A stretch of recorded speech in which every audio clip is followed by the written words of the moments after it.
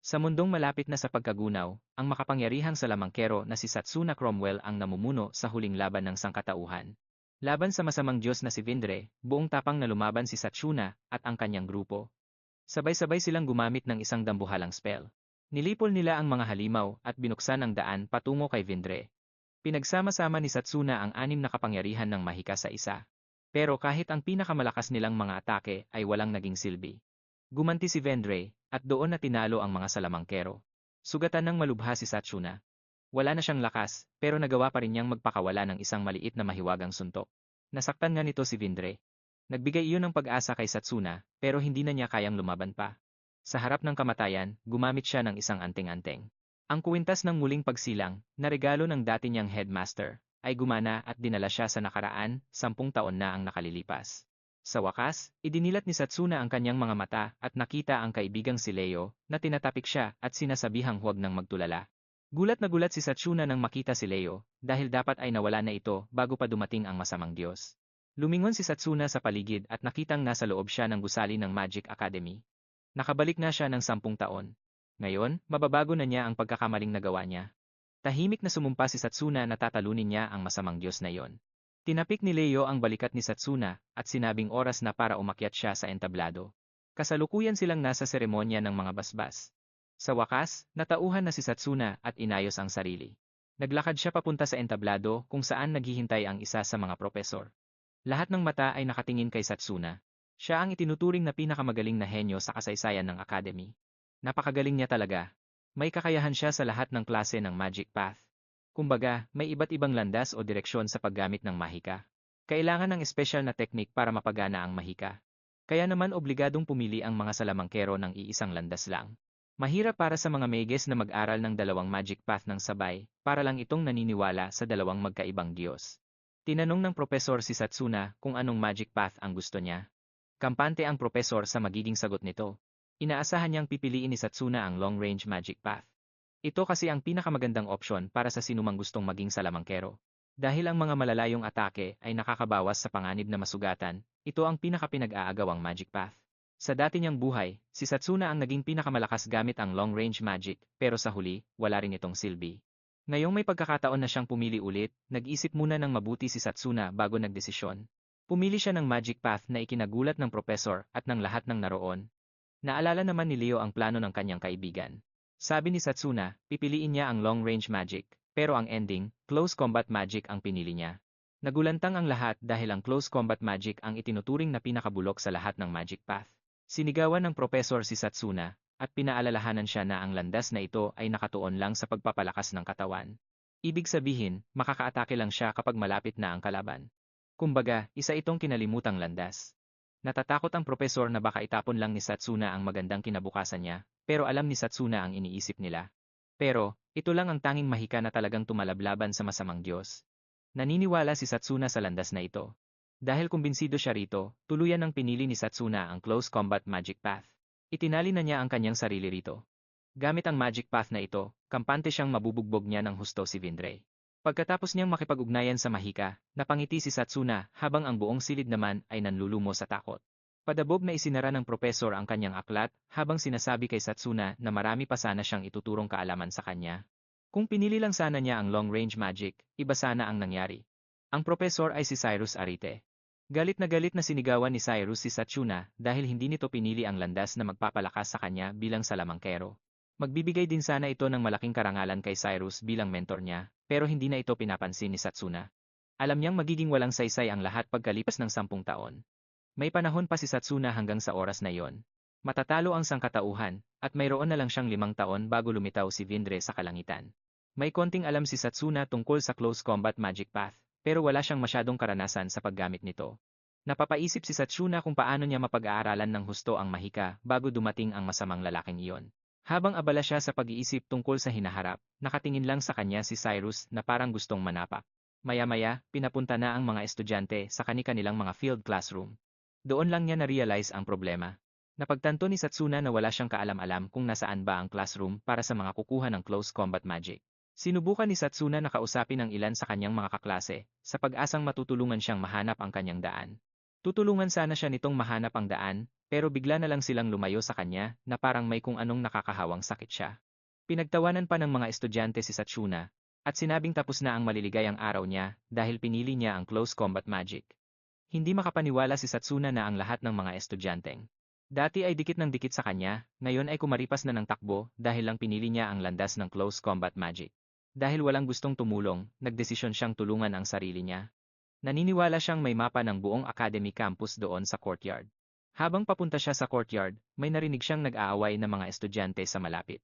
Nakita niya ang isang babaeng may pulang buhok na kinakalaban ang ilang lalaking nagnakaw ng kanyang brooch na bigay pa ng kanyang ina. Pinipilit niyang ibalik ito sa kanya, pero tinawanan lang siya ng mga lalaki, habang tinititigan ang brooch na nakakapag-imbak ng mana.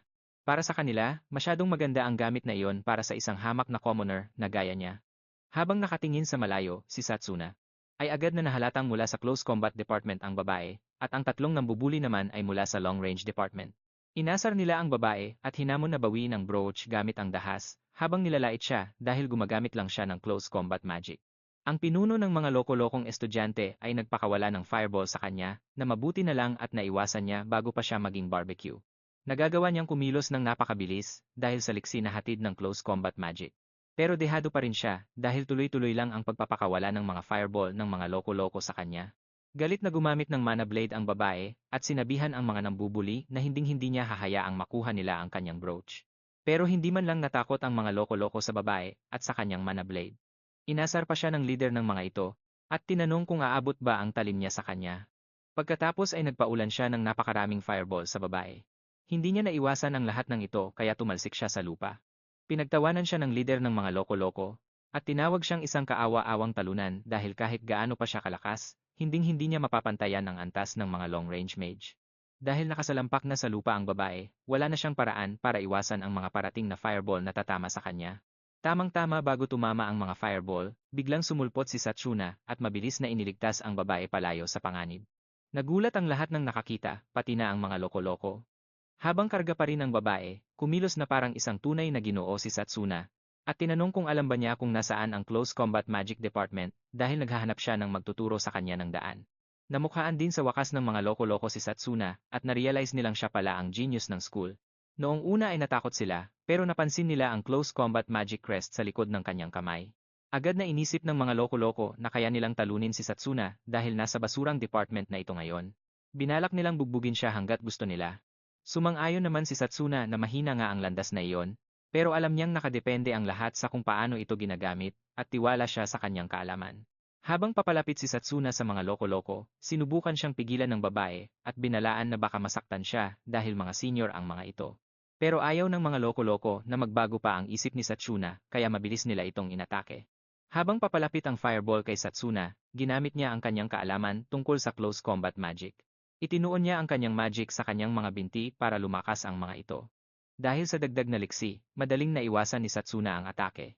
Bago pa man mamalayan ng mga loko-loko, nakalapit na siya sa kanila, tumalon siya sa ibabaw nila at lumapag sa likuran para makuha ang kanilang blind spot. Natutuwa si Setsuna sa bilis ng kanyang kilos at gusto pa niya itong subukan. Paikot-ikot siyang tumakbo sa mga loko-loko habang pinagtatawanan sila. Inasar niya ang mga ito dahil puro fireball lang ang ginagawa simula pa kanina. Hinamon niya silang gumamit naman ng ibang elemento, pero banas na ang mga loko-loko sa puntong ito. Hindi makapaniwala ang leader nila sa bilis na nakikita niya. Dahil sa sobrang bilis kumilos ni Setsuna, nahihirapan ang loko-loko na tamaan man lang siya kahit isang beses. Kaya naman, nagpasya siyang ibuhos na ang lahat. Nagpakawala siya ng isang malakas na fireball na diretsong papunta kay Setsuna. Nakapag-ipon na si Setsuna ng sapat na mana para sa isang mana blade, at madali niyang hinati ang fireball. Natigilan ang mga loko-loko sa gulat, maging ang babaeng may pulang buhok, ay hindi alam na maaari palang mahiwa ang isang fire attack. Ipinaliwanag ni Setsuna na magic laban sa magic lang naman ito, at ang mas mahusay ang siyang mananalo sa huli. Ang totoo, naging pinakamalakas si Setsuna sa dati niyang buhay dahil sa kanyang kamanghamanghang kontrol sa kapangyarihang magic. Napangiti si Setsuna sa mana blade na hawak niya, at napagtantong mas kapaki-pakinabang pala ang magic na ito kaysa sa iniisip niya. Naniniwala siyang walang makakapigil sa kanya kapag pinagsama niya ang lakas at bilis. Ayaw namang magpatalo ng leader ng mga loko-loko, kaya nagdesisyon siyang gumamit ng mas malaking fireball para pabagsakin siya. Sinubukan siyang pigilan at babalaan ng kanyang mga kaibigan na huwag gumamit ng mas malakas at peligrosong spell. Sobrang delikado ng gagawin niyang fireball, at bukod doon, siguradong mapapansin din ito ng mga instructor. Pero hindi nakikinig ang lalaki dahil ang tanging nasa isip lang niya ay talunin si Setsuna kahit ano pang mangyari. Bago pa man siya makabigkas ng spell, biglang naglaho si Setsuna sa harap niya. Bago pa niya mamalayan ang nangyayari, nasa harapan na niya ang binata. Tinitigan siya ni Setsuna ng diretso sa mata bago nagpakawala ng isang malakas na suntok na may halong mana sa kanyang dibdib, dahilan para mapatumba siya sa lupa sa tindi ng sakit. Gulat na gulat ang mga nanonood nang makita nilang nakahandusay na sa lupa ang basag ulerong iyon at hindi na makatayo. Sa kabilang banda, proud naman si Setsuna sa sarili niya at napagtanto niyang mas magaling siyang lumaban basta't abot kamay niya ang kanyang target. Samantala, hindi makapaniwala ang mga kasamahan niyang basag ulero na ang pinakamahinang uri ng magic lang pala ang tatalo sa kasama nila ng ganoon kadali. Inabot ni Setsuna ang kamay niya sa mga ito at inutusang ibigay na sa kanya ang brooch ng babae. Nang walang pag-aalinlangan, agad nilang ibinigay ang brooch bago pa sila matulad sa kasamahan nilang nakahandusay. Matapos ibigay kay Setsuna ang brooch, kinaladkad na ng dalawang basag ulero ang kanilang pinuno palayo roon ng may halong kahihiyan. Hinarap naman ni Setsuna ang babaeng may pulang buhok para ibalik ang brooch. Ngiting-ngiti ang babae na parang isang golden retriever habang nagpapasalamat kay Setsuna sa tulong nito. Sa gitna ng masayang pagkakataon, nagpakilala na siya bilang si Ila Rosil habang iniabot ang kanyang mga kamay kay Setsuna. Nang walang pasubali, bigla niyang hinawakan si Setsuna na parang boyfriend niya, kaya naman naging awkward ang sitwasyon para sa lalaki. Tinanong niya si Setsuna kung bakit close combat magic ang pinili nito, dahil alam ng binata na walang maniniwala sa tunay niyang dahilan. Minabuti na lang niyang huwag sagutin ang tanong at nagtanong na lang ng direksyon papunta sa Close Combat Magic Building. Sinabi ni Ila na nagsimula na ang orientation para sa mga bagong estudyante kaya kailangan na nilang magmadali. Dinala ni Ila si Setsuna sa isang tahimik na daan na halatang patungo na sa pinakadulo ng campus. Hindi makapaniwala si Setsuna na itinuturing na basura ang Close Combat Magic kaya sa ganitong liblib na lugar matatagpuan ang kanilang department. Ngumiti si Ayla kay Setsuna at sinabing gusto niyang magpaturo kung paano gawin ang mana blade na ginamit niya kanina. Hindi na ito masyadong pinag-isipan ni Setsuna at sinabing nakadepende lang ang lahat sa pagkontrol ng mana. Ang totoo, tama naman ang sinabi ni Setsuna dahil maraming paraan para gamitin ang magic na ito depende sa sitwasyon. Naniniwala si Setsuna na malalampasan niya ang dispel ni Vindre kapag na-master na niya ang close combat magic. Kasabay nito, naalala niya ang isang mahalagang bagay noong ipinakita sa kanya ng headmaster ang likod ng mga kamay nito. Lumalabas na nakatali siya sa dalawang magkaibang magic path. Alam ng lahat na karaniwan ay iisang magic path lang ang pwedeng magkaroon ng isang tao. Nakilala ni Setsuna ang unang crest bilang summoning magic, pero hindi niya alam kung para saan ang pangalawa. Gustong malaman ni Setsuna kung ano ito, pero sinabi ng headmaster na malalaman din niya kapag dumating na ang tamang panahon. Siniguro ng headmaster na ipagkakatiwala niya sa kanya ang kaalaman tungkol sa pangalawang magic na ito. Pero hindi na nagkaroon ng pagkakataon si Setsuna na matutunan ito dahil dumating ang evil god at pinatay ang headmaster. Tila pinatay agad ni Vindre ang headmaster dahil naramdaman niya ang panganib na dala ng pangalawang magic path ng matanda. Ngayong may pangalawang pagkakataon na siya, determinadong matutunan ni Setsuna ang magic na ito para mabago ang tadhana ng sangkatauhan. Maya-maya pa, ay nakarating na sila sa Close Combat Magic Department. Pero nag-aalala pa rin si Setsuna na baka, dahil sa status niya ngayon, hindi niya makuha ang pagkilala ng headmaster. Pagdating nila sa entrance, isang nakakatakot na professor ang naghihintay sa kanila. Pinagalitan niya si Setsuna dahil sa pagkahuli nito, at nang subukan ni Ila na magpaliwanag, binaliwala lang siya nito, at sinabing wala siyang pakialam. Sinabihan ng professor si Setsuna na mukhang bilib siya sa sarili niya sa labas, pero sa oras na pumasok siya sa department na ito, isa lang siyang basura. Itinuro niya ang kanyang daliri kay Setsuna, pero dahan-dahang tinulak ni Setsuna ang kamay nito habang pinapagalitan ang professor sa pagiging bastos nito. Ipinaalala niya na isa itong professor sa department na ito, at dapat ay mahiya siya dahil itinuturing na basura ng lahat ang department na ito. Napikon ang professor dito, at galit na hinablot ang damit ni Setsuna. Kalmado namang sumagot si Setsuna na tiwala siyang maraming pwedeng diskubrihin sa close combat magic. Hindi makapaniwala ang professor sa lakas ng loob ni Setsuna, kaya minabuti niyang basagin ang yabang nito. Sinabihan niya si Setsuna na ipakita ang galing niya dahil masyado itong bilib sa sarili. May mga iba pang estudyante roon na pinupukpok ang mga malalaking bato na parang naghahanap ng ginto. Sobrang titigas ng mga bato at wala man lang ni isang nagkakalamat. Tila ang pagpabitak sa bato ang kanilang unang test. Kailangan ang test na ito para malaman ang rank ng bawat estudyante sa klase. May nakabaon palang kristal sa loob ng bawat bato. Kailangang mailabas ito ng mga estudyante sa lalong madaling panahon. Ngumisi ng masama ang professor kay Setsuna at sinabing ang mga hindi makakuha ng kristal ay paparusahan. Pagkatapos ay sinigawan ng professor ang ibang estudyante at pinagalitan sila dahil hindi sila makausad sa ginagawa nila. Lagpas isang oras na silang nakatambay sa task na to pero wala pa ring nangyayaring matino. Dinadahilan na lang ng mga estudyante ang kanilang pagiging palpak sa pagsasabing. Napakitigas daw talaga ng bato at mahirap itong basagin. Hindi sila naniniwalang kaya nilang tibagin ang matibay na batong to gamit ang basurang mahika na natutunan nila hanggang ngayon. May isang estudyante pa nga na nag-iisip na baka pinapahirapan lang sila ng professor dahil hindi pa ito napopromote sa trabaho. Dinala naman ng professor si Satsuna sa isang bakanteng bato at inutusan itong ipakita ang mga posibilidad na pinagsasabi niya. Para mas pahirapan si Satsuna, binigyan lang niya ito ng 10 minuto para basagin ang bato at kunin ang kristal sa loob nito. Nagulat si Ila nang marinig ito dahil halos imposible talagang mabasag ang bato sa loob lang ng 10 minuto. Bukod pa roon, ang batong ibinigay ng professor kay Satsuna ay mas malaki pa kaysa sa mga gamit ng iba. Walang pakialam ang professor dito at pinaalalahanan pa si Satsuna na nababawasan na ang kanyang 10 minutong palugit. Lumapit naman si Satsuna sa dambuhalang bato at ipinatong ang kanyang kamay para pakiramdaman ang texture nito. Inakala ng professor na nagsisisi na si Satsuna sa ginawa niya, kaya sinabihan niya itong lumuhod na lang sa kanya at humingi ng tawad. Pero biglang ginulat ni Satsuna ang professor nang sabihin niyang 10 segundo lang ang kailangan niya para wasakin ang bato. Halos hindi makapaniwala ang professor sa narinig niya, kaya napatanong siya ulit para makasiguro kung nabibingilang ba siya. Pati si Ila, iniisip na nagiging padalos-dalos na si Satsuna. Ngumiti ang professor, kampanteng walang laban si Satsuna dahil mas matigas at siksik ang batong ito kaysa sa iba. Ang record nga pala mismo ng professor sa pagbasag ng ganitong bato ay 30 minuto. Pinatulan na lang ng professor ang yabang ni Satsuna at hinamon itong basagin nga iyon sa loob lang ng 10 segundo at dito na naghanda si Satsuna. Nag-ipon siya ng malakas na daloy ng mana sa kanyang kamay para palabasin ang isang mana sword. Alam niyang kailangan niyang gumawa ng isang bagay na kapansin-pansin para makuha ang atensyon ng headmaster. Dahil mas malaki ang kanyang layunin, hindi siya papayag na harangan lang siya ng isang hamak na bato. Nang walang pag-aalinlangan, buong lakas niyang iwinasiwas ang kanyang espada sa bato. Noong tumama ang espada pero parang wala namang nangyari sa simula. Nagsimula ng mang-asar ang professor at tinanong si Satsuna kung anong klaseng parusa ang gusto nitong matanggap. Pero biglang nagkadurog-durog ang bato sa maliliit na piraso, dahilan para mapanganga ang professor sa sobrang gulat. Kinuha ni Satsuna ang kristal sa loob nito at ipinakita sa kanya. Pero lalo lang itong ikinagalit ng professor. Maging si Ila ay gulat na gulat din at hindi makapaniwalang nagawa nga iyon ni Satsuna. Maski ang ibang estudyante ay hindi makapaniwalang nawasak ni Satsuna ang dambuhalang bato sa loob lang ng ilang segundo, habang sila ay hirap na hirap pa rin sa maliliit na batong nasa harap nila.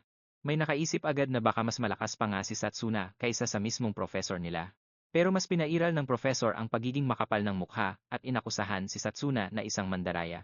Ipinagdiinan niya na napakatigas ng bato kaya mahirap itong basagin kahit sa loob ng 10 minuto pa, ano pa kaya kung segundo lang. Nagulat naman si Satsuna nang malamang 10 minuto pala. Kailangan ng 10 minuto ng propesor para basagin ang ganoong klaseng bato, kaya sinabihan siya nito na baka dapat na niyang pag-isipang mag-resign sa trabaho niya. Dahil basura siyang propesor, sobrang nagalit si Zachary. Pero bago pa siya makagawa ng anumang katangahan, ang kaniyang senior na si Lionel ay biglang sumulpot sa likuran niya, at sinunggaban siya sa ulo, sabay tanong kung nambubuli na naman ba siya ng mga estudyante. Pinagalitan ni Lionel si Zachary dahil sa ginawa nitong ingay na nakaistorbo sa kanyang idlip at sinabi niya ring hindi nandaya si Satsuna. Ipinaliwanag niya na binasa ni Satsuna ang daloy ng mana sa loob ng bato at tinarget lang nito ang pinakamahinang parte niyon. Sinabi ni Lionel kay Zachary na wala siyang silbi bilang guro kung hindi niya man lang kayang makita ang mga teknik ng kanyang sariling mga estudyante. Pagkatapos nito ay nagpasya si Lionel. Naturuan ng leksyon si Zachary sa pamamagitan ng pag-anunsyo sa mga estudyante na magsasagawa si Zachary ng isang monagard. Dahil dito, bakas ang matinding takot sa mukha ng propesor. Bago pa makahirit si Zachary, nakapwesto na si Lionel, at handa na siyang suntukin. Sinabi niya rito na hindi dapat siya mahirapang i-block ang atake kung talagang seryoso siya sa kanyang pag-iensayo. Nagsimulang magmakaawa si Zachary, at sinabing hindi na niya uulitin, pero hindi siya kinaawaan ni Lionel habang sinusuntok siya nito. Sinubukang dilaan ni Zachary ang atake, pero sa lakas ng suntok ay tumalsik pa rin siya sa kalapit na dingding. Hangang-hanga naman si Satsuna sa tindi ng kapangyarihang dumadaloy kay Lionel, at naisip niyang hindi ito ordinaryong tao. Matapos asikasuhin si Zachary, tumatawang lumapit si Lionel kay Satsuna na parang walang nangyari. May bitbit na sigarilyo sa kaniyang bibig, sinabihan ni Lionel si Satsuna na galingan sa departamento. Pakiramdam ni Satsuna ay minamaliit lang ni Lionel ang kakayahan ng departamento. Kaya naman ipinaalam ni Satsuna na plano niyang maging pinakamagaling at talunin pati ang mga estudyante mula sa ibang mga departamento. Humanga si Lionel sa determinasyon ni Satsuna at siniguro sa kanya na lagi lang siyang nandyan. Para turuan siya ng mahika kung iyon ang gusto niya. Pagkatapos ay humarap siya sa mga estudyante at sinabi sa kanila na siya ang head professor ng Close Combat Department. Sinabi niya rin na magdedesisyon na sila kung sino ang magiging representative para sa exchange match. Ang exchange match ay isang malaking event kung saan ang 8 Magic Academy naglalaban-laban ang bawat departamento sa academy para malaman kung sino talaga ang pinakamagaling. Isang representative ang pipiliin mula sa bawat departamento at ang tatanghaling panalo ay pagdedesisyonan sa pamamagitan ng isang tournament. Sa nakaraan niyang buhay, nanalo na si Satsuna sa tournament na ito gamit ang Long Range Combat Department, at dahil doon ay nakakuha siya ng pagkilala mula sa headmaster. Dahil sa bigat at kahalagahan ng tournament, napagtanto ni Satsuna na hindi niya kayang palampasin ang pagkakataong ito. Maya-maya pa ay napansin ni Satsuna ang mga tipak ng itim na bato sa lupa. Dito na inamin ni Lionel na hindi lang si Satsuna ang tanging estudyante na nakapasa sa pagsusulit. Mukhang bago pa siya dumating doon, may nauna na, at nakuha na ang kristal. Ang mas nakakabaliw pa rito, nagawa niya iyon gamit lang ang kanyang mga kamao. Napatingin si Satsuna sa kanyang kaliwa at doon niya napagtanto na ang mga tipak na tinitignan niya ay tumalsik mula sa napakalayong distansya. Tinignan niyang mabuti ang halimaw na estudyanteng gumawa niyon, at doon niya nakilala na siya ay si Drago Okred. Pinatawag ni Lionel si Drago para lumapit, at sinalubong ni Drago si Satsuna dala ang kanyang nakakatakot na tangkad at malaking pangangatawan. Tinanong niya si Satsuna kung bakit ito ang pinili niyang departamento, gayong halatang mas may talento siya sa ibang mga magic path, na di hamak na mas maganda kaysa sa close combat magic path. Sumagot si Satsuna na may mga bagay siyang kailangang gawin gamit ang close combat magic. Pero agad siyang pinatahimik ni Drago, at sinabihan na wala siyang magagawa gamit ang ganoon kahinang katawan. Ipinakita ni Drago ang kanyang aura habang ipinagmamalaki na ang pamilya niya ay namumukod tangi sa close combat department. Sa loob ng maraming henerasyon. Para hindi mapahiya sa inaasahan ng kanyang pamilya, sinabi ni Drago na ilang taon na siyang nagtitraining. Nagpakawala si Drago ng napakalakas na aura na nagpayanig sa ibang mga estudyante, pero nanatiling kalmado si Satsuna sa kanyang kinatatayuan. Biglang nagpakawala ng suntok si Drago sa kanya, at hinamon siyang lumaban dahil ayaw niya ng isang taong kasing hina ni Satsuna, na maging representative ng kanilang departamento. Naalala ni Satsuna na si Drago lang ang tanging namumukod-tanging estudyante sa close combat department sa dati niyang buhay. Napangiti si Satsuna nang hamunin siya ni Drago, at masaya niyang sinabi na tinatanggap niya ang hamon nito.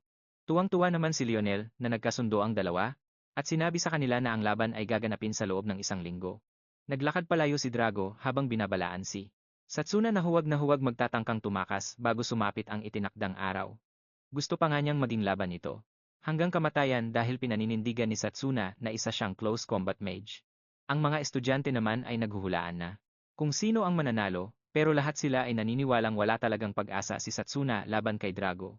Ngumiti naman si Ila kay Satsuna at tinanong siya kung kaya ba niyang manalo. Pero mabilis na nawala ang ngiti nito nang marinig na sumagot si Satsuna ng hindi. Mukhang alam na alam ni Satsuna na wala siyang laban kay Drago sa kasalukuyan niyang kalagayan. Gayunpaman, mayroon siyang sikretong plano para labanan ito. Naglakad siya papasok sa gubat at hinabol siya ni Ila habang tinatanong kung saan ba siya pupunta. Maya-maya ay nakarating sila sa isang malaking puno at ibinunyag ni Satsuna na ito ay isang sikretong training spot na siya lang ang nakakaalam. Hinawakan niya ang puno at agad na lumabas ang isang berdeng aura mula sa kanyang katawan. Ngumisi si Satsuna habang sinasabi kay Ila na plano niyang maging 3 beses na mas malakas sa tulong ng sikretong training spot na ito. Namangha naman si Ila sa laki ng puno at naisip niya na isa itong sagradong puno na mahigit 1,000 taon na ang tanda. Sa kabilang banda naman, natutuwa si Satsuna dahil tumutugon sa kanya ang puno gaya ng nangyari sa nakaraan niyang buhay. Tinanong siya ni Ila tungkol sa berdeng aurang lumalabas sa puno at sinabi ni Satsuna na ito ay ang basbas ng sagradong puno. Binanggit ni Satsuna na ang basbas na ito ay ibinibigay lang sa mga taong kinikilala ng sagradong puno. Dahil sa kanyang holy mana attribute, nagagawa niyang bawiin ang kanyang mana, nahanap na ni Satsuna ang punong ito sa dati niyang buhay. At alam niya na kahit gaano pa karami ang itraining niya, hindi siya maubusan ng mana basta't malapit siya sa punong ito. Napangiti si Satsuna sa ideya na pwede siyang mag-training hanggat gusto niya nang hindi umaabot sa kanyang limitasyon. Natutuwa naman si Ila nang marinig ito. Dahil tinulungan siya ni Satsuna na makuha ang kanyang brooch, naniniwala siya na oras na para tulungan din siya nito. Nag-fist bump siya sa hangin, pero halatang naguluhan si Satsuna dahil wala siyang ideya kung ano ang ginagawa ng dalaga. Sa loob ng training room ng Close Combat Department, ipinapakita ni Drago ang kanyang malakas na pangangatawan habang nagbubuhat ng mabibigat na weights. Nainip si Drago sa pagbubuhat kaya tinanong niya si Lionel kung mayroon pa bang mga natitirang itim na bato. Nag-alala si Lionel at tinanong siya kung balak ba niyang basagin ang lahat ng bato, pero lumabas lang si Drago. Sinabi niya kay Lionel na wala siyang balak na basagin ang mga iyon. Sa halip, mukhang nababaliw na itong si Drago dahil nagagawa niyang mag-push up habang pasa ng isa sa mga bato sa kanyang likod na parang wala lang. Samantala, pinapanood naman siya ni Ila. Binalot siya ng matinding takot. Nang walang pag-aalinlangan, naniniwala siya na ang sinumang masuntok ni Drago ay siguradong mamamatay. Dahil dito ay nataranta siya at dali-daling tumakbo papunta sa kinaroroonan ni Satsuna. Nakaupo lang si Satsuna sa tabi ng puno habang nagbabasa ng isang textbook tungkol sa martial arts. Nagulat si Ila nang makarating siya sa puno at nakitang relax si Satsuna na tila ba wala siyang anumang inaalala. Wala namang mali sa kanya, sabi ni Ila habang pinapagalitan si Satsuna, at sinasabi rito na si Drago ay nagpupush up na may 5 itim na batong bakal na nakapatong sa likod nito. Hindi na nagulat si Satsuna rito dahil alam na niya ang mga kayang gawin ni Drago para sanayin ang pangangatawan nito. Pagkatapos ay tiniyak ni Satsuna kay Ila na wala itong dapat ikabahala dahil ang kasalukuyan niyang pinaghihirapan ay bahagi rin ng kanyang plano. Isang asul na aura ang lumabas sa kanyang mga mata habang nakatitig siya sa textbook na hawak niya. Naguluhan talaga si Ila kaya tinanong niya si Satsuna kung ano ang ibig niyang sabihin. Ipinaliwanag ni Satsuna na ang physical boost ay wala ng iba kundi ang pagpapatatag at pagkontrol sa nervous system gamit ang mana. Kumbaga, ang boost sa mga binti ay nangangahulugang pagtutok ng enerhiya sa nasabing mga binti at ganoon din ang gagawin sa mga kamay. Base sa kanyang mga paliwanag, sinabi niya kay Ila na para ma-boost ang kanyang memorya, ang kailangan lang niyang gawin ay itutok ang focus sa kanyang ulo. Lumabas na marami ng librong natapos basahin si Satsuna noong mga sandaling wala si Ila sa tabi niya. Sa wakas ay tumayo na si Satsuna mula sa kanyang kinauupuan. At dahil kabisado na niya ang lahat ng mga teknik, naniniwala siyang oras na para i-practice ang mga ito. Pumunta si Satsuna sa isang bakanteng lugar at nagpakawala ng isang balanseng sipa bago inilabas din ang kanyang mana sword. Gumawa ng isang suwabeng hampas si Satsuna pero hindi siya tumigil doon. Nagpatuloy siya sa pag-swing na ikinamangha ng husto ni Ila. Inamin ni Ila na kahanga-hanga ang paraan ni Satsuna at kailanman ay hindi pa siya nakarinig ng ganoong klaseng training noon. Gayunpaman, hindi bilib si Satsuna sa sarili niya dahil alam niyang malayo pa ang kailangan niyang lakbayin. Maya-maya lang ay na-overwhelm si Satsuna sa lahat ng teknik na sinusubukan niyang isabuhay sa kanyang katawan ng sabay-sabay, kaya naman bumagsak siya sa lupa. Nag-alala si Ila para sa kanya, pero sinabihan siya nito na huwag mag-alala dahil sinusubukan lang niyang sagarin ang sarili gamit ang physical boost. Dahil dito, nakatuon siya sa pag-boost ng kanyang healing. Gumana ang blessing ng sagradong puno, at sa loob lang ng maikling sandali, ang magaslaw na mga kamay ni Satsuna ay naging parang bago ulit. Nag-aalala si Ila at iminungkahi niya na humanap na lang si Satsuna ng ibang paraan para magsanay sa halip na saktan ng husto ang sarili. Nangatwiran si Satsuna na kailangan niyang magsanay ng mas matindi dahil hindi niya pwedeng harapin si Drago gamit lang ang mga basurang paraan. Binanggit ni Satsuna ang katotohanang si Drago ay maraming taon nang nagsasanay sa close combat magic. Sinabi niya kay Ila na kailangan niyang gawin ang parehong masakit na proseso ng mahigit 1,000 beses hanggang sa matapos ang linggo. Nagulat si Ila nang marinig ito dahil ang isang cycle pa lang ay sapat na para mamilipit sa sakit. Napangiti lang si Satsuna dahil sa tingin niya ay hindi pa iyon sapat na masakit. Naalala niya noong bata pa siya habang nasa ampunan. Hindi siya marunong gumamit ng magic noon kaya araw-araw ay palagi siyang nag-ensayo. Kahit na ilang beses siyang nabigo, hindi sumuko si Satsuna. Patuloy lang siya sa pag-ensayo. At kahit mabagal ang kanyang paglaki, unti-unti siyang bumubuti sa bawat hakbang na ginagawa niya. Tiniyak ni Satsuna kay Ila na wala itong dapat ipag-alala basta't ang masakit na paraang ito ay makakatulong sa kanya para lumakas. Ipinagpatuloy ni Satsuna ang ensayo at sinamahan siya ni Ila. Sabay silang nagpractice ng kanilang mga hampas, isinagad ang kanilang mga katawan, at paulit-ulit na ginawa ang lahat ng iyon. Sa madaling panahon, si Satsuna ay nagpupush up na rin habang may mga bato sa kanyang likod. Namamanghang nanonood si Ila, at napagtanto niya na si Satsuna ay nagsusumikap ng higit sa sinuman, salungat sa iniisip ng iba na umaasa lang siya sa kanyang talento. Sa wakas, dumating na ang araw ng laban at nagpakita na sina Satsuna at Drago sa ring. Nadiri si Drago sa pagkakita pa lang kay Satsuna, at sinabi nitong gulat siya na hindi tumakas ang mokong. Ngumiti si Satsuna at sinabi kay Drago na wala siyang balak tumakas, dahil siya ang representante ng Close Combat Department. Tumayo si Lionel sa gilid ng ring para pangunahan ang laban. At nang maging handa na ang dalawa na sugurin ang isa't isa, sinimulan na ni Lionel ang laban. Si Satsuna ang unang kumilos at mabilis na sumugod kay Drago para makuha ang bentahe. Sinubukan niyang magsuntok, pero naharangan ito ni Drago. Sinubukan ni Satsuna ang isa pang sipa, pero ginamit pa rin ni Drago ang kanyang mga kamay para harangan ang atake.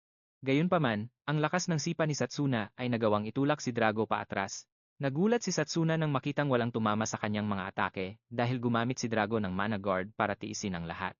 Mukhang galit na si Drago at sa sandaling tumitig ito ng bahagya, naramdaman ni Setsuna ang matinding pagnanais ni Drago na pumatay. Bago pa man mamalayan ni Setsuna ang nangyayari, nasa harap na niya si Drago. Nagpakawala ito ng suntok diretsyo sa katawan ni Setsuna na naglabas ng dambuhalang aura na nakaapekto sa lahat ng nasa linyada ng kanyang atake. Binalot ng takot si Ila nang makita ito dahil akala niya ay patay na si Setsuna. Pero nang mawala ang usok, nakitang nakaposisyon si Setsuna habang nakayuko at hinaharangan ang atake ni Drago. Hindi makapaniwala ang mga estudyante na nakakapanood sila ng laban sa pagitan ng dalawang estudyanteng kapopromote pa lang. Sa kabilang banda, madaling nalaman ni Setsuna na tostado na siya kung tinanggap niya ng diretsyo ang suntok ni Drago. Nagpakawala pa ng isang suntok si Drago sa kanya, pero madali siyang kumawala para iwasan ang suntok. Wala rin itong gaanong pinagkaiba dahil sinundan ito ni Drago ng isang suntok gamit ang kanang kamay na nakatutok diretsyo sa ulo ni Setsuna. Nagawa pa ring harangin ni Setsuna ang atake, pero naiinis na si Drago dahil wala nang ginawa si Setsuna kundi ang dumepensa simula nang mag-umpisa ang laban. Nilait ni Drago si Setsuna at sinabing wala siyang kwenta kundi isang mahina lang. Habang ang laban ay patuloy na umiinit, tinitigan lang ni Setsuna ang kanyang kalaban ng may determinasyon sa kanyang mga mata. At ang lahat ng ginagawa niya ay sagad na sa kanyang makakaya. Si Ila naman na nasa upuan ay sobrang nag-aalala na dahil mukhang wala pa ring laban si Setsuna. Kay Drago, kahit na ilang beses pa niyang pilitin ang sarili niya hanggang sa dulo. Si Lionel, na isang bihasang guro, ay may ibang nakikita sa takbo ng laban. Mula sa ibang anggulo, alam niyang para sa lahat, napapaatras na si Setsuna. Pero ang hindi nila alam ay, perpektong nasasalag ni Setsuna ang lahat ng atake ni Drago gamit ang kanyang husay sa pagkontrol ng mana. Patuloy naman sa pag-atake si Drago habang nilalait si Setsuna dahil isa raw itong elite na minamaliit ang close combat magic, giit ni Drago na siya. At ang pamilya niya ay dumanas ng matinding kahihiyan dahil lang ipinanganak sila sa pamilyang gumagamit ng close combat magic. Pero determinado si Drago na baguhin ang tingin sa kanila sa pamamagitan ng sariling pagsisikap. Dito ay nagseryoso na si Drago at nagpalabas ng isang mana sword. Nang walang pag-aalinlangan, ganoon din ang ginawa ni Setsuna. Ang suntukan ay naging labanan na ng espada. Nag-uundayan sila. Nang napakalakas na puwersa, na tila ba gusto nilang pugutan ang isa't isa. Pinagsama ni Setsuna ang bilis at liksi sa kanyang paggalaw habang iniiwasan ang lahat ng atake ni Drago. Tumalon siya sa ere ng parang serkero, pero ikinagalit ito ni Drago kaya hinabol siya nito.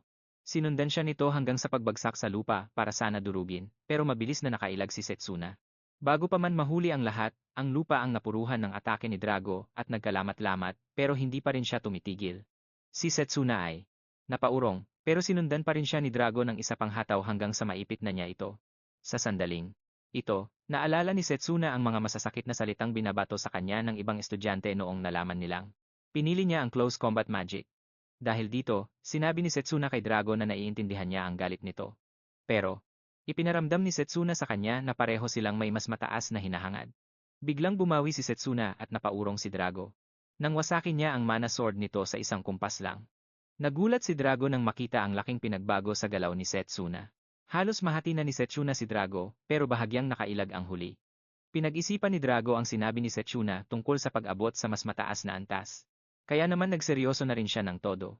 Nagpakawala si Drago ng isang napakabigat na suntok gamit ang kaliwang kamay para sana masorpresa si Setsuna, pero madali itong napansin at naiwasan ng binata. Nilagpasan siya ni Setsuna at sa isang kurap lang, narating nito ang blind spot ni Drago. Pero bago pa makatira si Setsuna, mabilis na nakalingon si Drago. Itinaas ni Drago ang kanyang mga braso para sa lagi ng atake, pero halatang nahihirapan na siya rito. Napagtanto ni Lionel na binubugbog ni Setsuna ang opensiba at depensa ni Drago gamit ang kanyang pambihirang mana control. Pero sa kabila nito, hindi pa rin niya masabi kung sino talaga ang mananalo sa dalawa. Habang tumatagal ang laban, naisip ni Setsuna na kailangan niyang makahanap ng butas para mawasak ang depensa ni Drago. Tumalon pa atras si Drago at naglabas ng isa pang mana blade.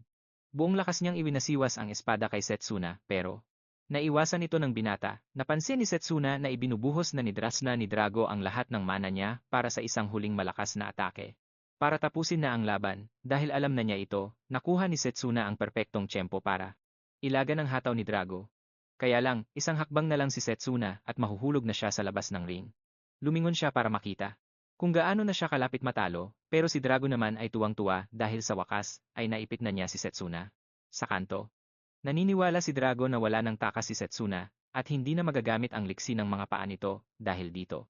Naghanda si Drago ng isang napakalakas na atake kung saan tila kumukulo ang kanyang mana. Nakita ito ni Ila at binalot siya ng takot, iniisip. Kung ano ang balak gawin ni Drago. Sumugod si Drago sa akalang naipit na si Setsuna gamit ang isang malakas na suntok, na tila ba. Gustong ibaon si Setsuna sa kabilang buhay. Pero, malaking pagkakamali pala ito para kay Drago. Tumama ang suntok niya, pero lumabas na after image o anino lang pala ito ni Setsuna. Ang totoo, ay may paraan si Setsuna para maiwan ang kanyang after image sa pwesto kung nasaan siya kanina habang patuloy na gumagamit ng mana. Nang mapagtanto ni Drago ang nangyayari, nakatalon na si Setsuna sa ibabaw niya, bago pa man makalingon. Si Drago, iwinasiwas na ni Setsuna ang kanyang espada para tapusin ang laban, sinubukan pa ni Drago na kumilos sa huling pagkakataon. Pero ang espada ni Setsuna ay pahalang na humiwa sa kanyang dibdib. Bumaon ang atake ni Setsuna sa katawan ni Drago, na nagdulot sa kanya, nang hindi mabatang sakit kaya napasigaw siya sa hantong. Napagtanto ni Lionel na umasa si Setsuna sa isang counterattack para tapatan ang nakakatakot at walang tigil na atake ni Drago. Nakita ni Lionel na parehong magaling ang dalawa sa laban, pero sa pagkakataong ito, ay tapos na talaga ang laban. Itinaas niya ang kanyang kamay at idineklara ang pagtatapos nito habang ibinibida na si Setsuna ang panalo. Klarong si Setsuna ang nagwagi dahil si Drago ay nakabulagta na sa matinding sakit, napatalon sa tuwa si Ayla. Para ipagdiwang ang panalo ni Setsuna at ang ibang mga estudyante ay naiwan ding tulala sa galing nito. Sinubukan pa ring tumayo ni Drago sa kabila ng matinding sakit na nararamdaman niya.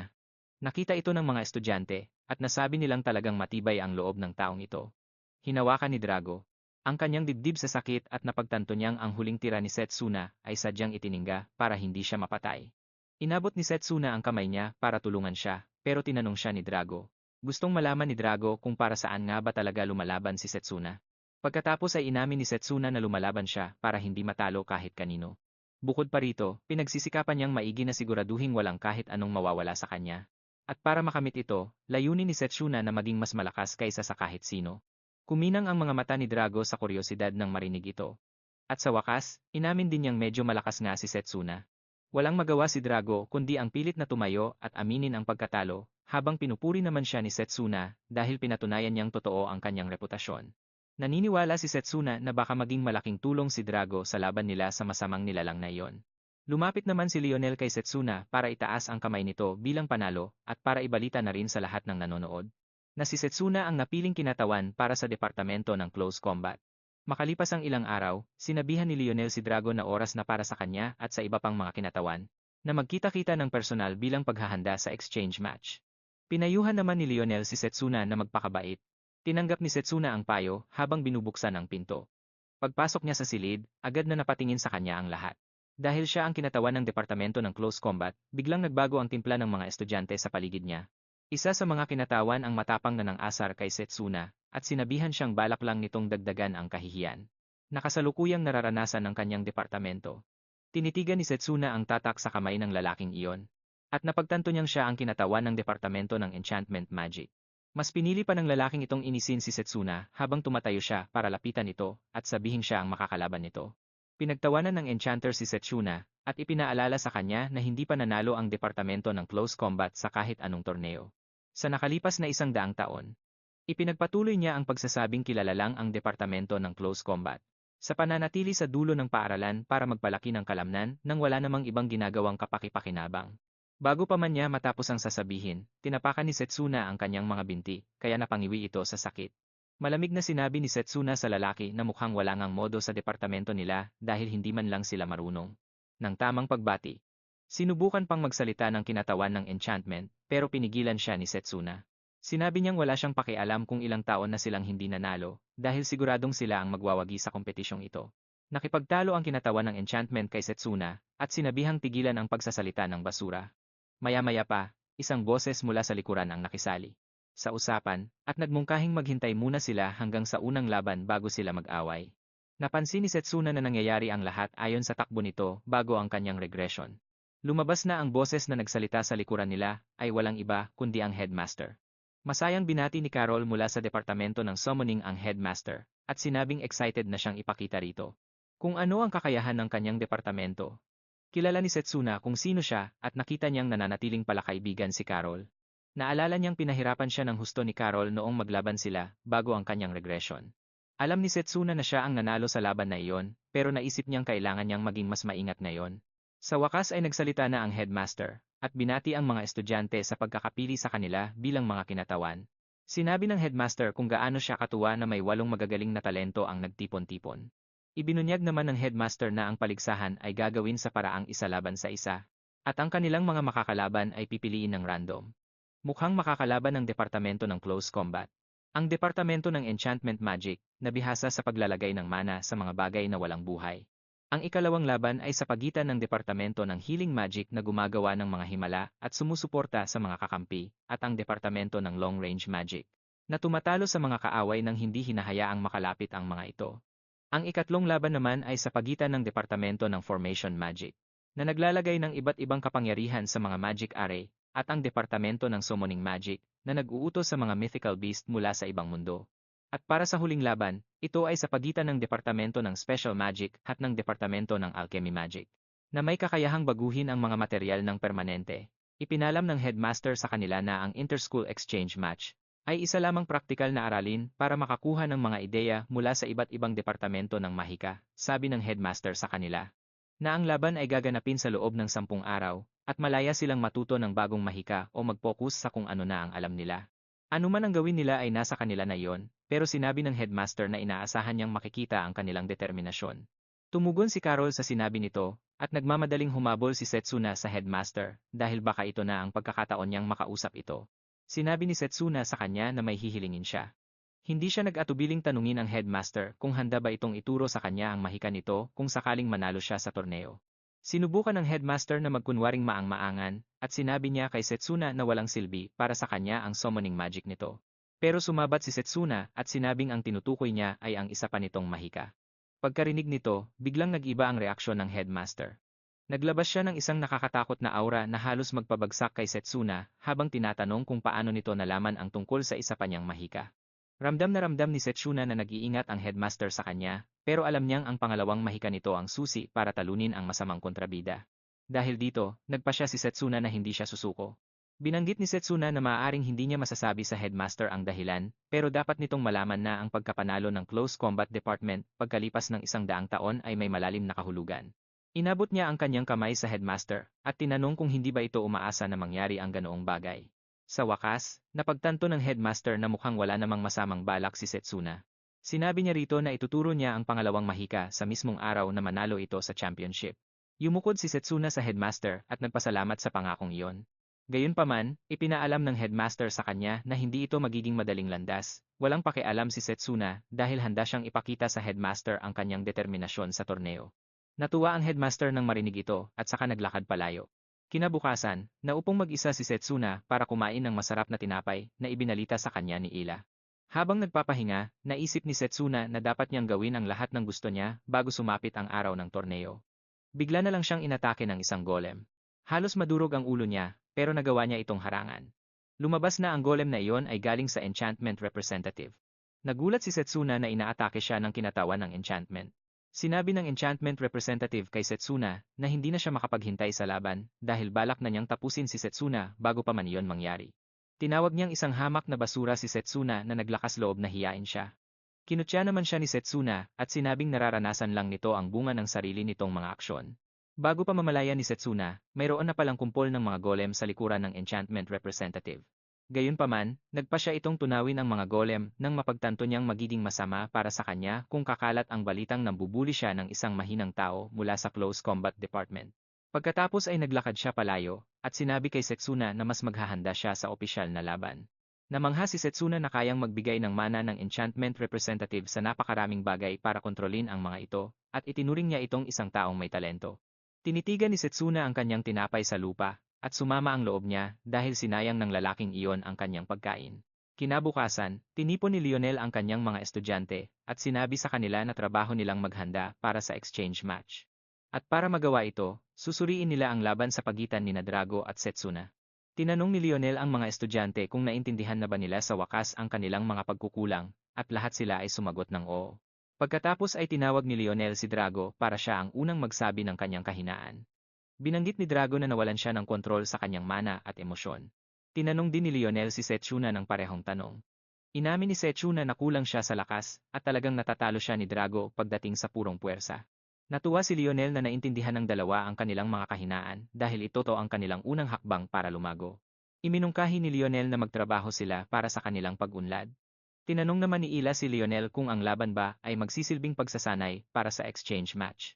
Natuwa si Lionel sa tanong at ibinunyag na makakalaban ni Setsuna ang enchantment representative na si Joel. Ayon kay Setsuna, kayang gumamit ni Joel ng maraming golem para sa opensa at depensa. Dahil may mga pisikal na katawan ang mga golem, ang paraan ng pakikipaglaban nila ay katulad ng sa combat magic. Namangha si Ila nang marinig ito mula sa kanilang instruktor. Pagkatapos ay sinabi ni Lionel na bibigyan niya sila ng kanya-kanyang gawain. Gusto ni Lionel na mag-focus si Drago sa bilis habang kumikilos na parang maraming golem para makatake siya sa lahat ng anggulo. Para naman kay Setsuna, kailangan niyang sanggain ang mga atake ni Drago para makapaglunsad siya ng counterattack. Inihanda ni Drago ang sarili para sa training match at tiniyak niya kay Setsuna na hindi ito magiging katulad ng huli nilang paglalaban. Ngumiti si Setsuna at sinabi kay Drago na inaabangan niya iyon. Sumugod si Drago kay Setsuna at nagpakawala ng isang suntok gamit ang kaliwang kamay diretso sa mukha nito pero iniwasan ito ni Setsuna. Akala ni Setsuna ay perpekto niyang naharangan ang atake ni Drago hanggang sa na-realize niyang may isa pang suntok na paparating sa kanya. Agad na napagtanto ni Setsuna na mabagal ang kanyang reaction speed. Namangha naman si Lionel sa katotohanang nagawa ni Drago na balansehin ang kanyang bilis at lakas. Para bang isang malikmata si Drago habang nagpapakawala ng mga suntok kay Setsuna. Sinubukan ni Setsuna na hulaan ang mga galaw nito, pero sa isang punto ay nagkamali siya at halos mapatalsik ang ulo niya dahil sa higanteng lalaki. Sa kabila nito, nagawa pa rin niyang iwasan ang nasabing atake. Pursigido si Setsuna na higitan ang kanyang limitasyon para maging handa sa tunay na laban. Atake. Talagang humanga si Lionel sa nakita niya. Sinabi ni Lionel kay Setsuna kung anong kombinasyon ang kailangan nito at tinanggap naman ni Setsuna ang payo. Umatras ng bahagya si Setsuna at sinubukang gumanti ng atake. Sa huli, parehong bumagsak sa lupa sina Setsuna at Drago dahil sa sobrang pagod. Inamin ni Drago na talagang pinahirapan siya ni Setsuna. Pinuri naman ni Lionel ang dalawa at sinabing hindi naging masama ang kanilang mga galaw. Sinabi ni Lionel kay Setsuna na sa loob ng ilang araw ay siguradong kaya na niyang tapatan ang 4 o 5 golem. Pero alam ni Setsuna na hindi siya pwedeng maging kampante, gaano man karami at kahirap ang kaniyang ginagawang pagsasanay. Natutuwa si Lionel sa katotohanang mabilis na naiintindihan ni Setsuna ang lahat ng gusto niyang ituro rito. Alam ni Lionel na walang duda na bihasa na si Drago sa mga pangunahing kaalaman ng close combat. Kasabay nito, masasabing kakaiba ang galing at pakiramdam ni Setsuna. Sa madaling panahon, dumating na ang takdang araw at punong-puno ang arena. Pinapanood ng mga estudyante, guro, at iba pang mga manonood ang headmaster habang umaakyat ito sa podium para magsalita sa lahat. Ipinaalam niya sa kanila na iisang kinatawan lang mula sa kanilang 8 ang hihiranging pinakamalakas. Gaya ng inaasahan, may mga nagpupustahan na para sa laban. Ang nakakagulat pa rito, ang basagulerong binugbog ni Setsuna ay tumaya sa kanya para manalo. Napalingon ang ilan sa mga estudyante sa kalmadong lalaking si Actor, na siyang kinatawan para sa long-range department. Kumbaga, siya ang makakalaban ng kung sino man ang mananalo kina Setsuna at Joel. Kalmado lang si Actor, pero baka sa kanyang mukha ang isang nakakamatay na tingin. Lumalabas na random na nagbabago ang lugar ng laban, at ang unang round ay gaganapin sa isang lugar na parang desyerto. Napangiti ng masama si Joel nang makita ito dahil pabor na pabor sa kanya ang sitwasyon. Todo naman ang hiyawan ng kaniyang mga kaklase para suportahan siya. Sinabihan nila siyang pabagsakin ang mahinang si Setsuna. Sumigaw naman pabalik si Ila sa mga lalaki at sinabing panoorin nila kung mananatili nga bang dehado si Setsuna. Halos sugurin na sila ni Ila para saktan, pero pinigilan siya ni Lionel. Samantala, wala namang nararamdamang kaba o pressure si Setsuna. Napangiti na lang siya nang makita ito. Nang handa na ang dalawang kalahok, sinimulan na ng referee ang laban. Biglang naglabas si Joel ng kapiraso ng Black Steel Rock at nanginitian si Setsuna, sabay tanong kung alam ba nito ang hawak niya. Walang duda, alam ni Setsuna kung ano iyon. Natuwa naman si Joel na alam niya ito at ipinagmalaki na isa itong fragment. Kailangan ito para makagawa ng golem sa pamamagitan ng pagsasama nito sa buhangin. Ibinagsak ni Joel ang fragment at hinalo sa buhangin para makabuo ng isang nakakatakot na golem. Mayabang na sinabi ni Joel kay Setsuna na kahit anong talim ng espada ay hindi man lang makakagasgas sa kanyang Black Steel Golem. Ang totoo, hindi lang pala isa ang dala niyang fragment. Binuksan niya ang kaniyang pouch para ilabas ang iba pang mga fragment na nandoon. Ibinagsak niya ang lahat sa buhangin at ginawa itong mga golem habang masamang nakangiti kay Setsuna. Sabi niya, isa sa 10,000 lang ang tsansa ni Setsuna na manalo. Dahil sa sobrang dami ng mga golem, binalot ng takot si Ila. Ang mas malala pa rito, ipinagmalaki ni Joel na kaya niyang gumawa ng walang katapusang golem gamit ang buhangin na kinatatayuan nila. Sinabi ni Joel kay Satsuna na wala itong pag-asang makalapit sa kanya. Naniniwala na rin ang ilang estudyante na tapos na ang laban. Pinapasuko na nila si Satsuna bago pa ito masaktan. Nagmalaki rin si Joel at sinabi kay Satsuna na handa siyang makinig kung gusto na nitong sumuko. Pero biglang nagbitiw si Satsuna ng mga salitang parang bomba na dumurog sa kumpiyansa at pagsisikap ni Joel. Sinabi ni Satsuna na dismayado siya dahil iyon lang pala ang pinakamalakas na kaya nitong ilabas. Nagngitngit sa galit si Joel nang marinig ito at tuluyan nang nawala sa sarili. Agad niyang inutusan ang mga golem na sugurin si Satsuna. Sabay-sabay na sumugod at tumalon ang mga golem kay Satsuna, dahilan para bumalot ang makapal na alikabok na nakakabulag sa paningin. Tumawa si Joel at sinabing iyan ang napapala ni Satsuna sa kakamali sa kaniya. Wala nang makita ang mga manonood sa loob ng arena dahil sa kapal ng alikabok na nakatakip sa lahat. Hindi nila alam, parang papel lang na hinihiwa ni Satsuna ang mga golem, hindi man lang siya umaalis sa kinatatayuan niya.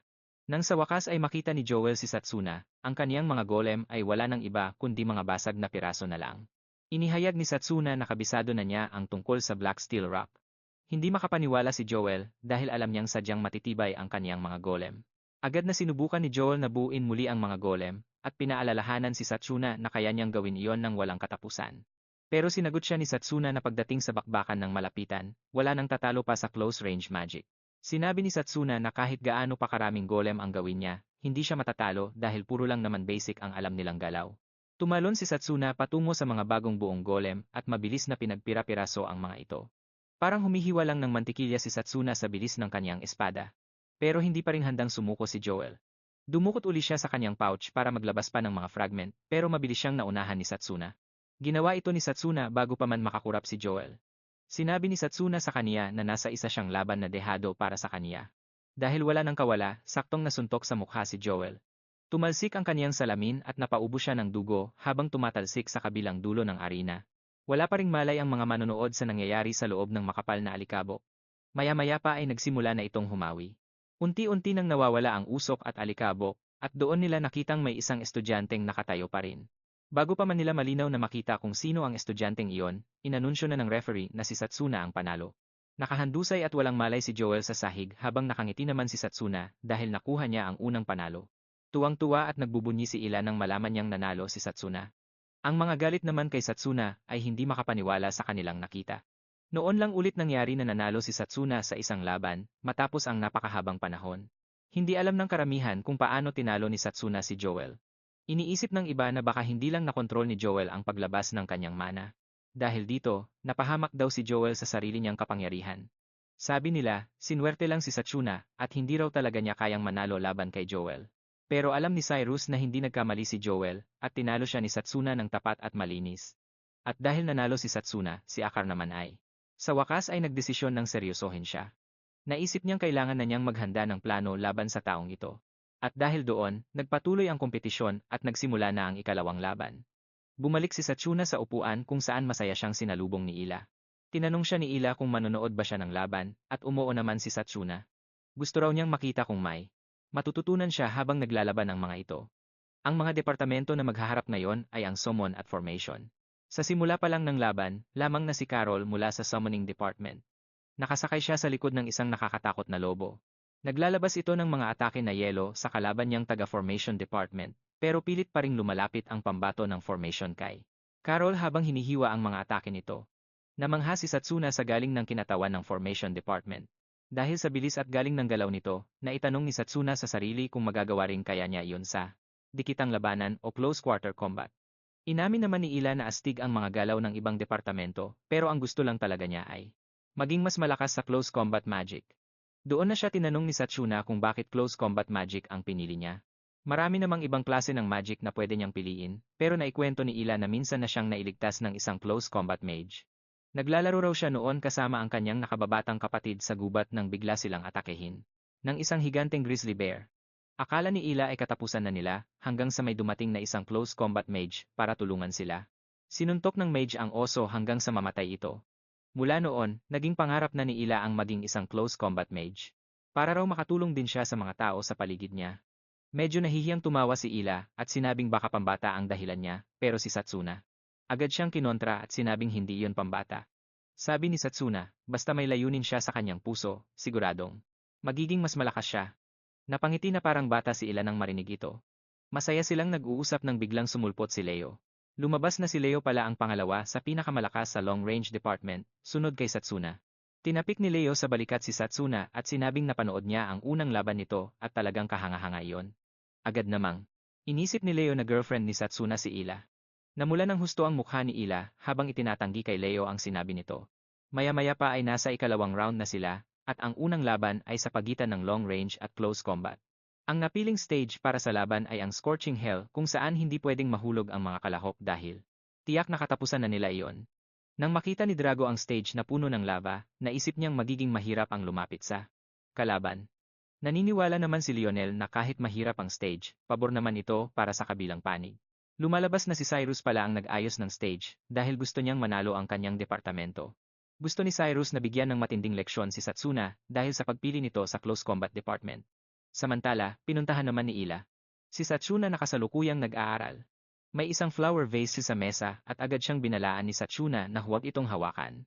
Dahil isa itong magic tool na gumagana kapag hinawakan, sinabi ni Satsuna na hihigupin ng vase ang lahat ng kanyang mana. Nagulat si Ila nang marinig ito at tinanong niya kung bakit naglagay si Satsuna ng ganoong kadelikadong bagay sa mesa. Ipinagtapat ni Satsuna na isa itong bitag na inilaan para sa kanya at ito na ang ikapitong trap na nahanap niya. Gulat na gulat si Ayla at tinanong si Satsuna kung ayos lang ba siya sa dami ng mga bitag sa paligid. Sinabi ni Satsuna na ginagawa naman niya ang lahat para iwasan ang mga ito, kaya sa tingin niya ay hindi naman siya mapapahamak. Alam ni Satsuna na ang may gawa nito ay walang iba kundi si Akar at mukhang bihasa ito dahil wala man lang siyang iniwang ebidensya. Maya-maya lang ay nakarinig sila ng mga bata sa pinto. Paglabas nila, nakita nila ang mga batang may hawak na bulaklak para sa kanila. Masayang sinabi ng mga bata na may nag-utos lang sa kanila na ibigay ang bulaklak at nakatayo raw ito sa dulo ng hallway. Pero nang lumingon sila para ituro ang tao, wala na silang nakita. Tinanong ni Ila kung bakit hindi na lang daw lumapit ang taong iyon. Para personal na ibigay ang mga bulaklak kay Satsuna, ang sabi naman ng mga bata ay nahihiya raw kasi ang estranghero. Bigla na lang, nalaglag ang bulaklak mula sa nanginginig ang kamay ng batang babae habang nagrereklamo siya na nahihilo siya. Isang madilim na aura ang bumalot sa kanya, kaya agad na sinipa ni Satsuna. Palayo ang mga bulaklak dahil nakakita na siya ng ganoon sa nakaraan niyang buhay. Nag-aalala si Ila at tinanong niya si Satsuna kung ano ang problema, at ibinunyag ni Satsuna na ang bulaklak ay may lason na damo na tinatawag na venom. Nagsimula ng umubo ang mga bata, at nawalan sila ng balanse. Inasikaso ni Satsuna at Ila ang mga bata, pero galit na si Satsuna dahil hindi man lang nagdalawang isip ang salarin. Naidamay ang mga bata sa masamang balak niya. Sinabi ni Satsuna kay Ila na kailangan nilang magamot agad ang mga bata dahil hindi na maayos ang epekto nito kung magtatagal pa sa katawan nila. Pero, nag-aalala si Satsuna kung paano sila makakahanap ng isang healer na tutulong sa kanila sa lason na ito. Inihiga nila ang mga bata sa sahig at tinanong ni Ila kung kailangan ba nang mabilisang atensyon ang kalagayan nila. Sumagot si Satsuna ng oo, pero pinilit niya si Ila na lumayo muna sa mga bata. Nag-aalala siya na baka nakakahawa ang lason kapag malapit ka lang dito. Bigla namang sinabi ni Ila kay Satsuna na huwag mag-alala para sa mga bata dahil kaya niya itong gawa ng paraan. Inilabas niya ang brooch na binili sa kanya ng kanyang ina, at sa isang tingin lang dito, naalala agad ni Satsuna ang brooch na iyon. Ibinunyag ni Ila na nilagyan ng kanyang ina ang brooch ng healing magic at agad niya itong ginamit habang nakaluhod sa tapat ng mga bata. Gumana ang healing magic at ang mga itim na batik sa mga bata ay nagsimulang maglaho. Nabanggit ni Ila na ibinigay ito sa kanya ng kanyang ina para sa mga emergency, at tingin niya ay kailangan na itong gamitin. Agad sa sitwasyong ito, napangiti si Satsuna at sinabing nagpapasalamat siya sa ginagawa ni Ila. Pagkatapos nito, binalot ni Satsuna ang kanyang katawan ng aura bago kinuha ang nakalalasong damo. Tumakbo palayo si Satsuna sa kinalalagyan ng mga bata para maitapon ang damo bago pahuli ang lahat dahil ang venom ang pinakamakamandag sa lahat ng bulaklak dahil sa panganib. Nang damong ito, hindi ito pwedeng itapon ni Satsuna sa matataong lugar para hindi kumalat ang lason sa paligid. Habang tumatakbo siya para itapon ito, nararamdaman na ni Satsuna ang lason na gumagapang sa kanyang katawan. Tumakbo si Satsuna patungo sa banal na puno dahil ito ang pinakamagandang lugar para gawin yon. Pagkarating niya sa puno, inihagis niya ang bulaklak sa hangin at agad na inilabas ang kanyang mana blade. Hinati-hati niya ang mga bulaklak hanggang sa tuluyan itong masira.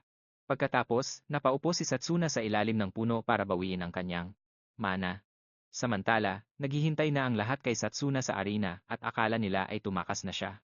Tumingin ang referee sa kanyang oras, at dahil oras na ng laban pero wala pa rin si Satsuna, nagpa siya na ang referee. Naibigay ang kanyang desisyon. Idi-disqualify na sana niya si Satsuna para manalo si Akhtar nang biglang.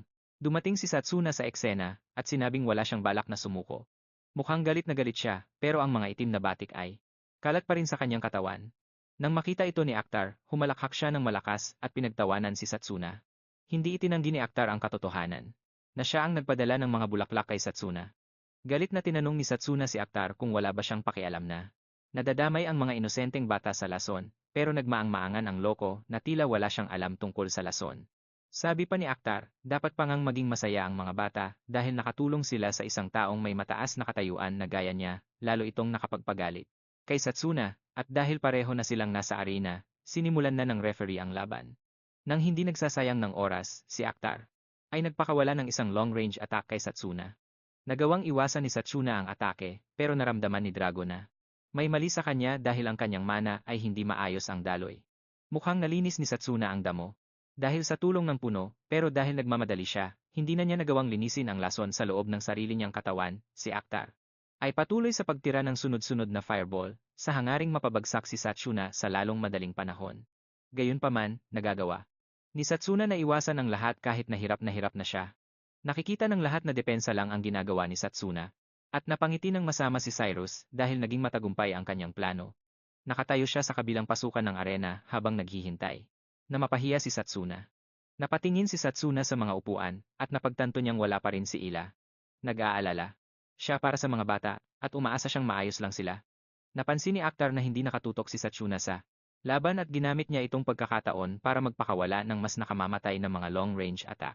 Ang mga galit kay Satsuna ay hindi nag-aksaya ng oras sa panlalait sa kanya at sinabing wala siyang laban sa isang long-range mage dahil puro pagtakbo lang ang ginagawa niya. Patuloy si Akhtar sa kanyang mga pagsabog at sinabihan si Satsuna na sumuko na pero balak ni Satsuna na protektahan ang sarili gamit ang mana guard. Pero, isang malakas na atake ang tumama sa kanya at hindi kinaya ng mana guard niya ang tindi nang pinsala kaya tinamaan siya ng malala at nagkaroon ng mga sugat sa buong katawan. Pinagtawanan siya ni Akhtar at sinabing, unti-unti na siyang nadudurog. Noong sandaling iyon, tinanong ni Satsuna si Akhtar kung bakit hindi pa siya nito tinatapos gayong iyon ang pinakamagandang gawin para maiwasan ang malapitang laban. Naisip ni Satsuna na may binabalak si Akhtar dahil ang ginagawa lang nito ay asarin at galitin siya. Nagulat si Akhtar na pinapangaralan siya ni Satsuna, pero inamin niya na nagkamali nga siya. Magaling na obserbahan yan. Sinabi niya sa kanya na hindi siya dapat maliitin at pinatingin siya sa paligid. Nakakagulat, nakagawa si Akhtar ng isang malaking hukay ng lava sa pagitan nila ni Satsuna, nakatayo lang si Satsuna sa isang maliit na poste ng bato. Habang napapalibutan ng kumukulong lava, halos mabulunan sa sariling laway, yung basag ulerong tumaya kay Satsuna nang makita niya ito. Buong pagmamalaking sinabi ni Akhtar na hindi siya nakikipaglaro sa mga panganib. Sabi niya, yung tinitingnan ni Satsuna ang mismong target niya noon pa man. Mula simula ng laban, nagpakawala si Akhtar ng isang storm cannon, at halatang nag-aalala si Drago nang makita ito. Sinabihan ni Akhtar si Satsuna na tatapusin na niya ito gamit ang storm cannon. Bigla namang narinig ni Satsuna ang tawag ni Ila mula sa audience. Sinabi ni Ila na ligtas na ang mga bata. Nang marinig ito ni Satsuna, nagpa siya siyang oras na para todo-todohin ang laban. Nag-all out na siya dahil wala na siyang dapat ipag-alala pa sa mga bata. Si Satsuna, na kanina pa namamaluktot sa sakit, ay tumayo na rin sa wakas para sabihin kay Akhtar na makakakita siya ng isang matinding comeback. Nagulat si Akhtar nang makitang nakarecover na si Satsuna. Sinabihan naman siya ni Satsuna na huwag masyadong mabigla,